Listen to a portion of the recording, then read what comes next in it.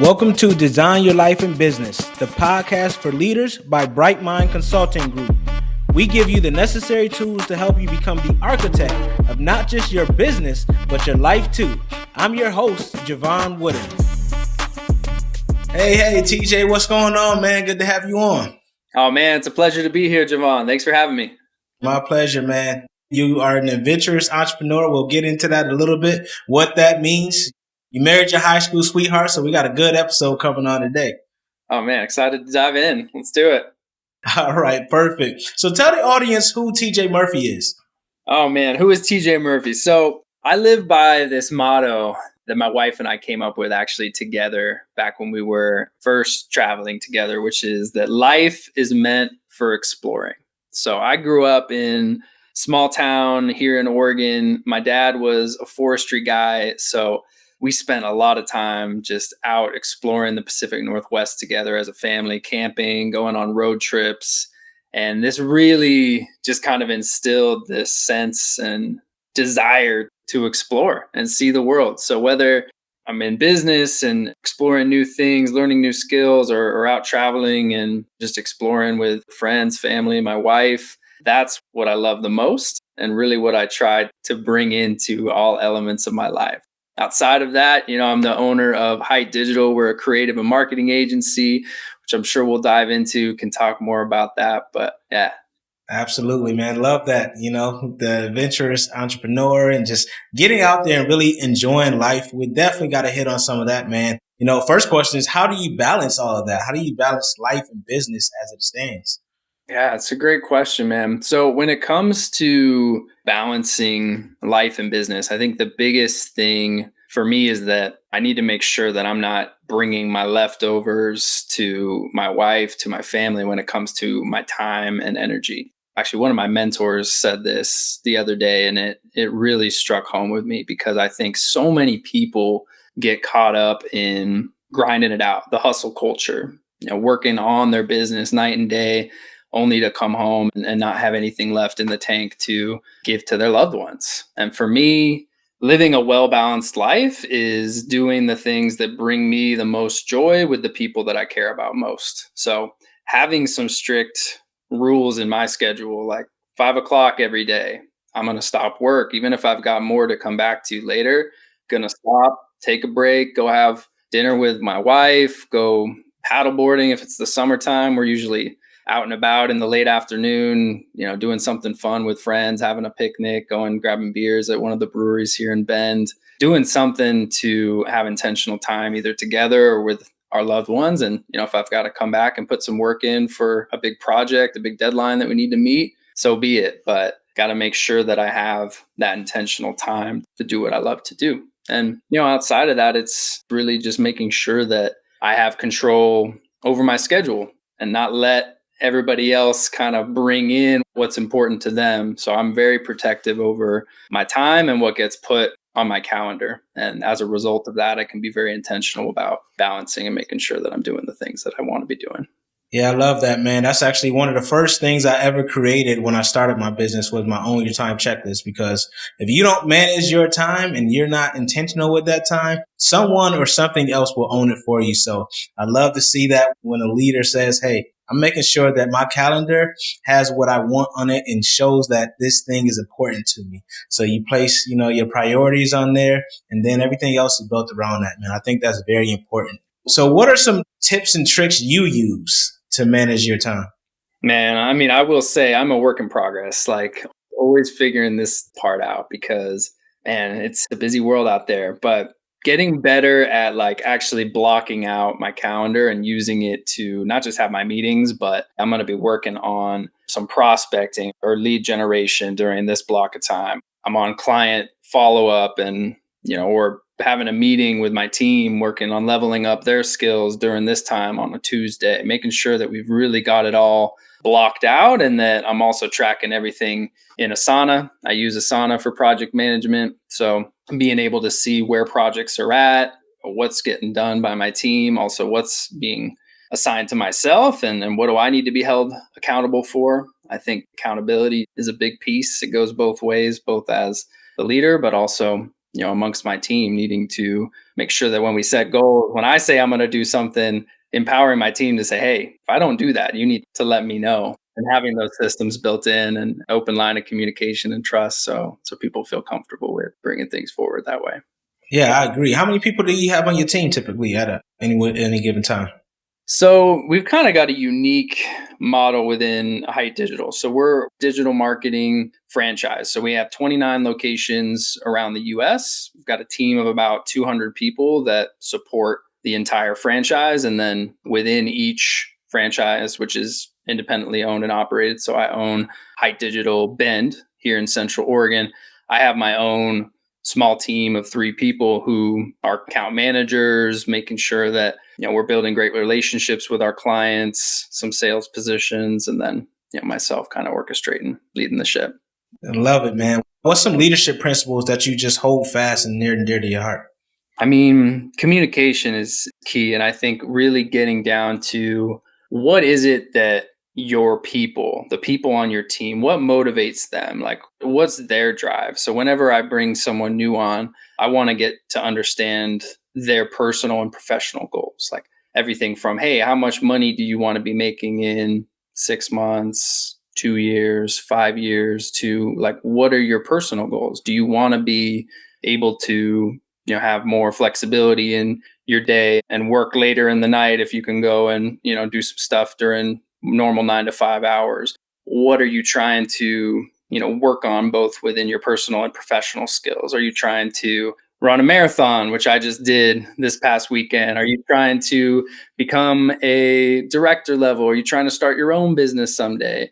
Really getting a clear picture of where they are now and where they want to go. That way I can make sure that our mission, our vision, our goals within the company are going to be in alignment with where they want to go. And that with the goals that they have, those things that they're trying to achieve can be built into their hierarchy and how they can continue to grow and get promoted within the company. Now, I think that's very important, man. You hit on some things that I feel like are really, left out these days when it comes to being a leader, like really understanding your people and knowing your people, not just from a professional standpoint, but also that personal standpoint. I feel like that is really the only way you can truly lead some folks effectively is if you know what drives them. What are they looking to accomplish? How does it tie into the values and the culture of your company? So that's awesome, man, that you're doing it. Do you have specific ways that you really learn that stuff about them? Man, it's just a conversation. Like in the beginning, whether that's before the interview or kind of during the initial onboarding, like just having that blueprint. Like, here are the things that we're hoping to accomplish within this role and within our organization. But then let's map out, like, what are your goals, both personally and then within this role, and putting that down on paper. That way, when we do have like a quarterly check in or an annual review, we're going to revisit that stuff. What did we accomplish? What's changed? Have your goals changed in your life? Has your trajectory or what you're enjoying in this role changed? That way, we can adapt things over time. And then, we have weekly meetings. I try to meet with my entire team on a couple times throughout the week. And I think there's different forms of leadership. Some people don't want to be friends with everyone on their team. I'm very much the opposite. I want to have close connections with the people on my team and enjoy working with them. So, man, for the first like 15 minutes of any call, we're just shooting it. We're catching up, talking about what's going on in life, talking about what's going on within our families. I think that's really critical because that allows me as a leader to know, okay, there's going to be some struggles, like you're going through a hard time, a relative is sick, or your dog just passed away, whatever the case may be. I need to be able to understand and have empathy for what's going on and make adjustments accordingly based on everything that life throws at us. For sure. Knowing their baselines, knowing what's going on is very key. And then you can serve with empathy from that perspective, right? Absolutely, man. Yeah, man. So what got you into wanting to be an entrepreneur in the first place? Yeah, so it's funny. I actually got an entrepreneurship degree from the University of Oregon, but when I graduated, I had no plans of starting a business. I moved down to the Bay Area. Allie, my wife now, girlfriend at the time, was one term ahead of me. So she moved down to Berkeley, California and got her first job out of college. So when I graduated, I said, well, follow her down there and we're going to start our life together. Move in for the first time, have our first apartment. I'll figure it out. And at that time, I thought I was going to be a marketing consultant working for a big marketing consulting firm in the city. And quickly realized that with a college degree, no real meaningful, experience as a marketing consultant, none of those firms were going to hire me. So I had to reevaluate, pivot a little bit, ended up in a role where I was working with primarily small businesses. So I was working as a marketing manager for a commercial property management company at a outdoor shopping center. So there was big box stores, but mostly mom and pop local businesses. And they would all come to me with their questions about social media and SEO and how to market and grow their businesses online. So that was kind of my crash course in marketing and everything that I do now. But it wasn't until Ali and I kind of got fed up and realized, A, we don't love living in the big city. We thrive outdoors. We love kind of living in smaller communities where we have easy access to go skiing and mountain biking and all the hobbies and things that we like to do. But also we're getting pretty burned out on the corporate 9 to 5 trajectory we were on.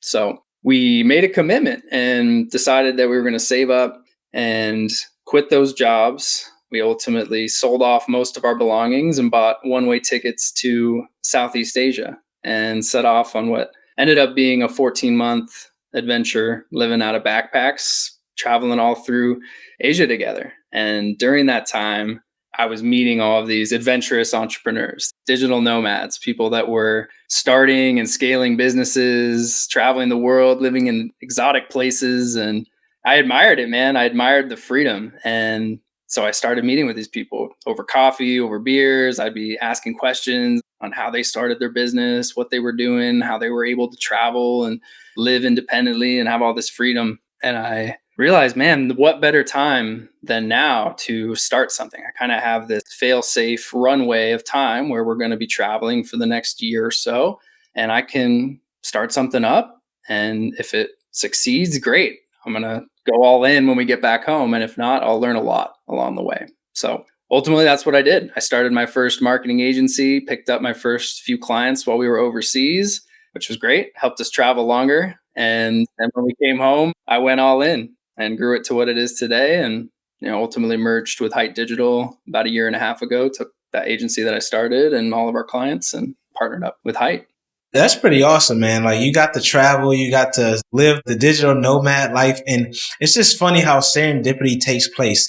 Now, I mentioned earlier that you say you're an adventurous entrepreneur, right? What is that? Clearly we see some of it, but what is it? And then how do you do it? Yeah, man. So the way I define it, man, life is an adventure, but business is also an adventure. There's wrong turns, there's lessons learned, there's people that guide and lend a hand along the way and ultimately, help us reach our goal along the hero's journey. So when I say adventurous entrepreneur, for me, it can mean adventurous in the sense of, hey, I have this business, but that's what fuels all of my other passions in life and the adventures that I love to go on. But it's also, man, just business itself is an adventure. And for those brave enough to set down that journey, there's amazing rewards, but there's hard times along the way. So through my podcast called Adventurous Entrepreneurs, we try to tease out those lessons, talk through things that did get in our way, how we overcame them, and give those lessons to people that are either just getting started or, like myself, are just eager to learn and continue to grow along their journey. Absolutely. What's some of those lessons you give on the Adventurous Entrepreneur podcast? I know you have a lot of them. Yeah, man. One lesson for me was just finding your tribe. Something that I struggled with early on. I tried to do everything on my own, and my ego was my biggest enemy. I thought I could do it. And ultimately, that just led me to working 60, 70, 80-hour weeks, getting close to burning out and just folding the cards and going back to, a 9 to 5 role. And it wasn't until I started finding mentors, I hired coaches, and I found my tribe ultimately now with my community at Hite Digital that allowed me to make leaps and bounds instead of the baby steps. And I mean, I was growing, I was doing okay, I was making good money, but the cost was the freedom that I had set out to create for myself in the first place. And it wasn't until I started surrounding myself with people that had a common vision, had common goals, were pushing the needle in their businesses and their lives, and were really grounded in family and faith and, all of the things that I hold dear to my life, that things just started to click. I was able to delegate more, remove myself as the bottleneck in my business, and ultimately continue to grow at a much faster pace than I would have otherwise. So, finding your tribe, finding mentorship, hiring coaches, and not thinking that you can figure it out on your own, which of course you can. The information's out there. You will be able to do that. But if you can learn from others' mistakes, you're going to be able to jump far ahead and accelerate your pace and ultimately reach your goals and create more freedom in your life. Yeah, absolutely, man. That investment in time and resources that help you grow and scale a lot faster and, just expedite their success is very important. So clearly you have that abundance mindset where you weren't afraid to make those investments that you needed to make, and you weren't afraid to kind of fail a little bit just in case. You had that focus. You knew what you wanted to do. You knew the life you wanted, and you did everything you could create, man. So it's kudos to you on that one. I appreciate it, man. It wasn't easy. I had to fail a lot along the way, for sure. For sure. And it sounds like you have, the perfect partner to do this in your wife. And, that's one of the things that's so cool. It's one of the things that really attracted me to you is you married your high school sweetheart. How do you continue to maintain a strong relationship through all the ebbs and flows of business? Yeah. And I was very fortunate to meet my best friend and fall in love with her at a young age. And that balance of being able to grow a business. She's, a leader in her world as well. She's got an amazing career. She's busy, she's grinding, she's doing a lot of things. So between both of our busy schedules and also working from home most of the time, there's definitely a balancing act that needs to be made. So like I said earlier, kind of stopping work at 5 and having some rules around creating that intentional time together. We always take an afternoon walk kind of right around this time. We'll break for the day. We've got a beautiful, kind of 200-acre field out behind us. So we'll go out and stroll around together. Try not to talk about work. We still end up talking about work. Try to unplug from work for at least, 15, 20 minutes and just have that time together. We always have a weekly date night. Tonight is date night. Wednesdays, we're going to go to a park here in Bend. We just discovered, we've never been to, probably go grab dinner and, again, just like separating the work from the intentional time, like trying not to talk about work. Let the day's struggles and accomplishments, we'll celebrate those, of course, but let's leave that behind and just talk about life and talk about our goals and what we're doing. So those are important for sure. And just making sure that you've got enough in the tank. Like I said, we don't want to be giving our leftovers to the people we care about. So having those rules and structure around saving up that energy and, also just creating more time to like go on trips. We take big trips together every year, but those are things that we've got to block out. Hey, in November, we're going to have these 3 weeks and maybe we don't know where we're going yet, but let's block it off now so that there's no issue and there's no conflict. No one else is going to dictate that time that we're going to spend together. Those are big. That's huge, man. And, if you go check his Instagram out, man, you see some amazing photos with him and his wife, man. Go check it out. I'm telling you, a bunch of beautiful photos of beautiful destinations. So how many places have y'all been so far? Oh man. So Allie and I together probably been to around 20 countries, but she grew up, her parents were expats. She was born in London. She traveled all around the world when she was very young, grew up in Mexico City, all through elementary school until she moved back to the States with her parents. So she's probably been to 30 plus countries. And, we're just getting started. Our goal is to every year have an international trip. And we've started doing this fun thing where based on the year that we're in, every year we go to a new country that corresponds with the letter of the alphabet. So year 1, A, year 2, B, C, D, and so on. So trying to go to places we want to go, but also kind of creating some spontaneity, some sense of unknown, that adventure in going somewhere that maybe we never would think to go otherwise. But hey, it's D year, so we got to go to the Dominican Republic or Denmark. I don't know. And that's been fun so far. We've only been married this is our 4th year. So we've got a lot of letters left, but it's been fun. I think we're going to keep that one up. No, I love that. I might take that with my lady and I, man. We just go and start at A this year, and then we'll see where we end up, right? That's pretty cool. That's a great idea. Do you guys have one of those maps that you can scratch off on the destinations you've been to? You know it, man. You know. Yeah, I already know. Ours has the pins, but yeah, that was a Christmas gift to Allie this last Christmas. So That's pretty cool, man. I love the energy in the relationship. Hopefully I can meet Allie one day and meet you in person.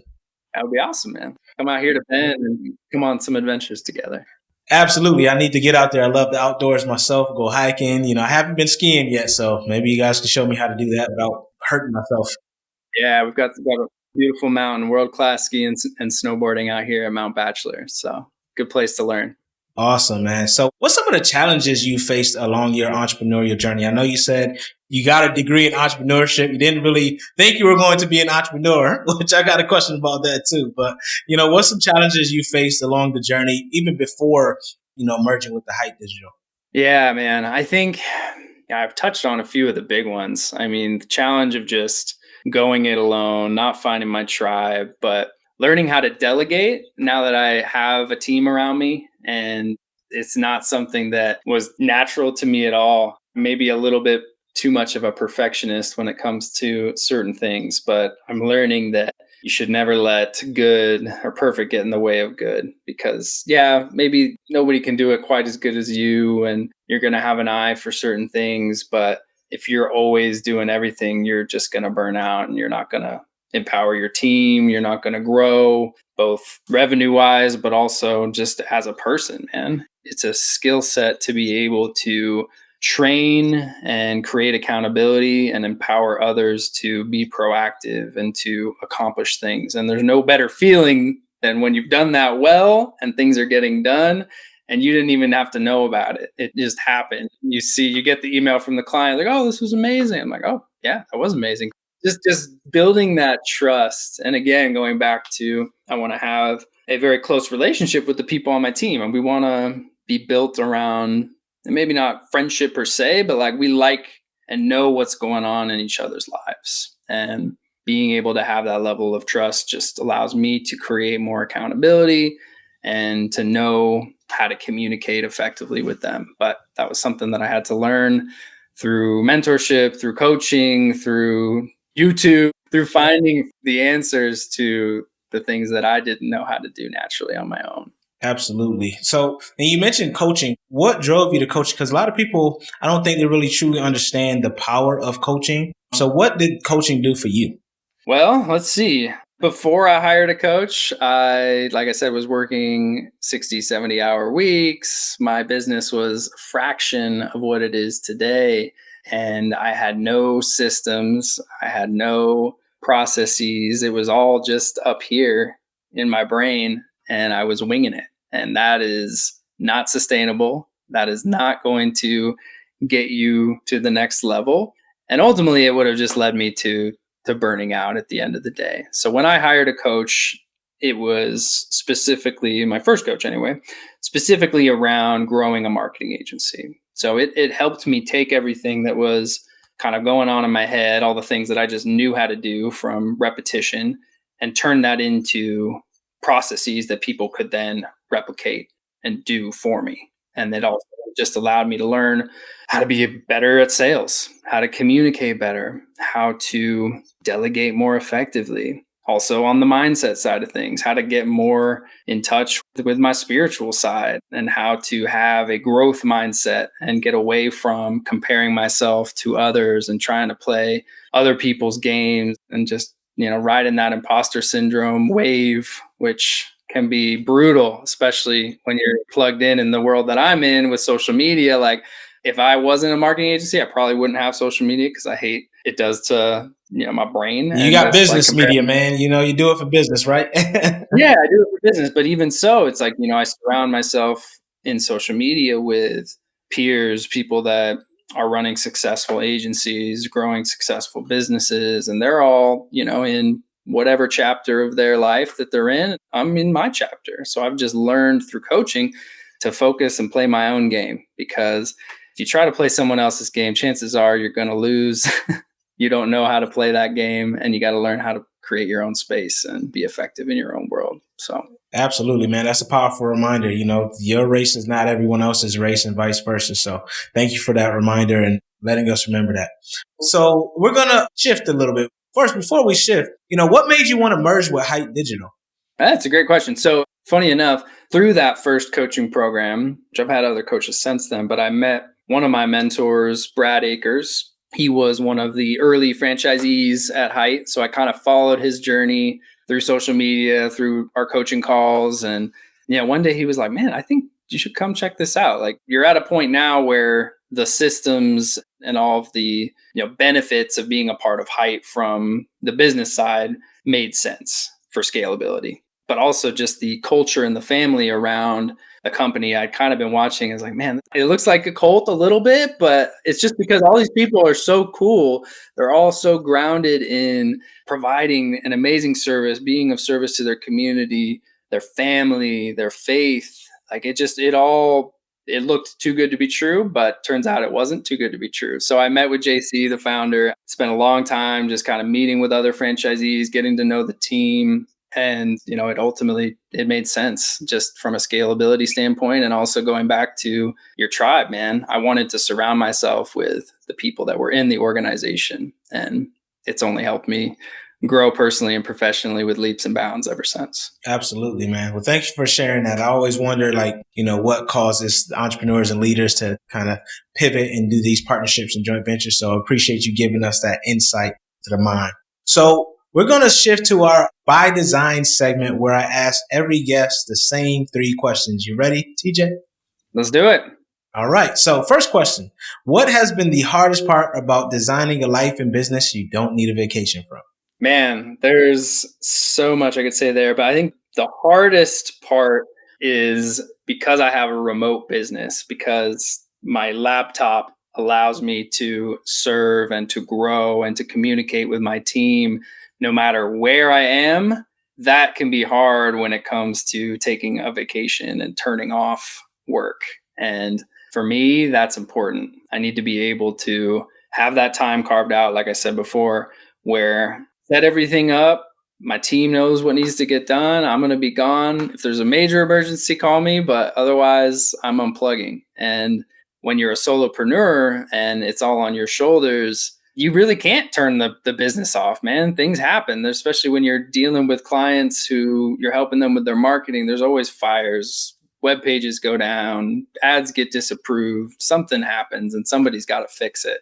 So the hardest part for me was getting to the point where I was no longer the single point of solving those problems. And now, if I am out MIA or on vacation, there are systems and protocols for other people to jump in. But that was hard to create. So love that. Yeah, that's something that's ever evolving, right? Those SOPs and those systems and processes.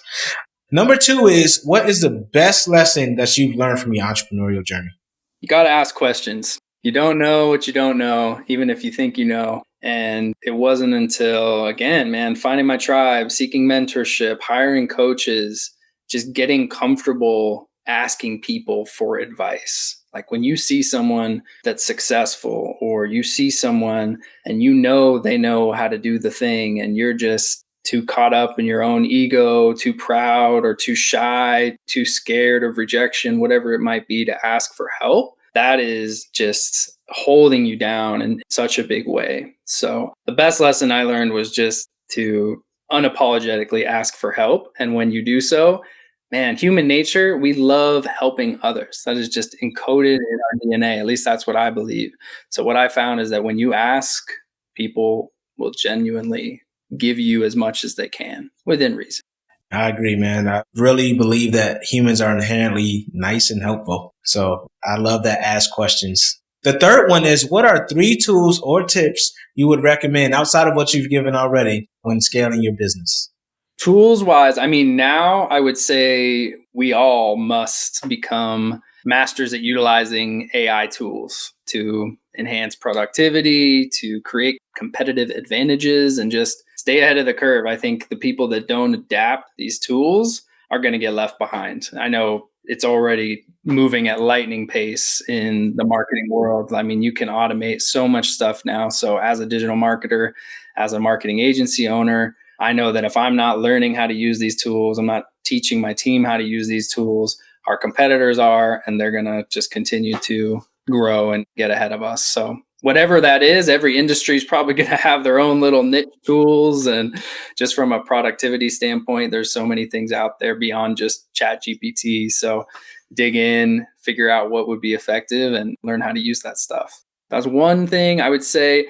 The other is just having a cloud-based something where your team, your clients can collaborate and share documents, share everything. For me, my business lives on Google Drive. That might not be the best place anymore, but it's so helpful to be able to have a place where everybody can find what they need without having to email you and get what they need. You don't want to be, again, that bottleneck where you're always having to grant access to things. So using LastPass or some kind of password management tool, using Google Drive or Notion AI, there's tons of great collaboration tools out there, but finding something that allows you to eliminate all of the back and forth at the end of the day is huge. And then lastly, I would say, kind of a strange one, but for service-based businesses, if you have a recurring service, you need to create recurring payments. Don't be chasing invoices. Create automate there. That is the most painful thing when you got clients, they're not paying their bills, and you're chasing that down, and that hurts everything. That can really cripple a business. So create that in your agreements, automate that stuff, saves you time, creates cash flow, eliminates any problems there. That's a great one, man. I don't think that's strange at all, because without the cash flow, you don't have a business. So I think that last one is, absolutely, man. Yeah. You want to have predictability when it comes to that. 100%, man. So what's next for you in Hite Digital, TJ?